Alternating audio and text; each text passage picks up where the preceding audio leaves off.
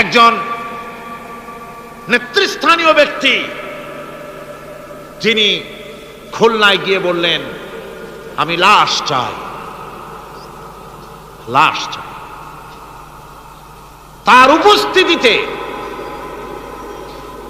ইসলামী ছাত্র শিবিরের দৌলতপুর বিএল কলেজের জিএস আব্দুল হালিম মুন্সি মসজিদে নামাজ পড়তে গিয়েছে। সেই অবস্থায় তাকে মসজিদের ভিতরে গুলিবিদ্ধ করেছে।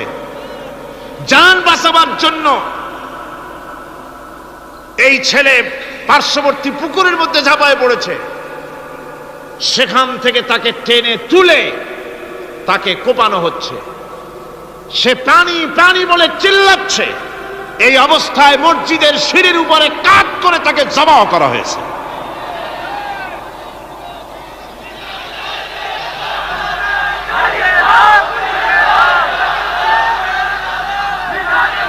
এরপরে খুলনা আলিয়া মাদ্রাসার ছাত্র, এতিম ছাত্র, দুপুর বেলায় খানা খেতে বসেছে। সেই খানা খাওয়া অবস্থায় তাকে গুলি করে ছোরা দিয়ে কুপিয়ে কুপিয়ে তাকে দুনিয়া থেকে বিদায় করা হয়েছে। এভাবে প্রতিটি শিক্ষাঙ্গনে এভাবে মানুষকে মারা হচ্ছে, ছাত্রদেরকে মারা হচ্ছে। যারা মারছে আমি তাদের উদ্দেশ্যে বলতে চাই, যারা তোমরা মানুষ হত্যা করতেছো, পাখির মতো শিকার করতেছো, মনে রেখো আল্লাহর বিচার দু রকমের হয়।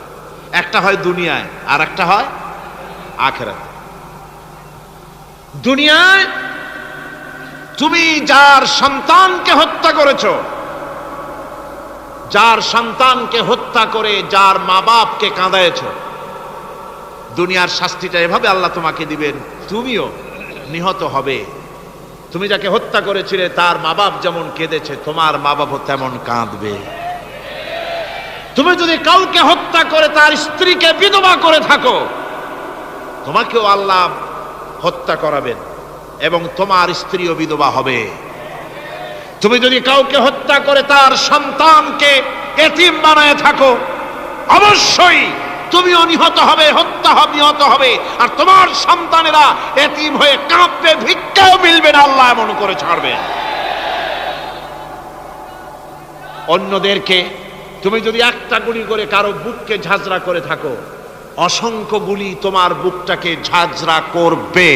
আল্লাহর কসম, যেভাবে মানুষ মেরেছো এইভাবে এর থেকে নৃশংসভাবে তুমিও মরবে, কোনো সন্দেহ না।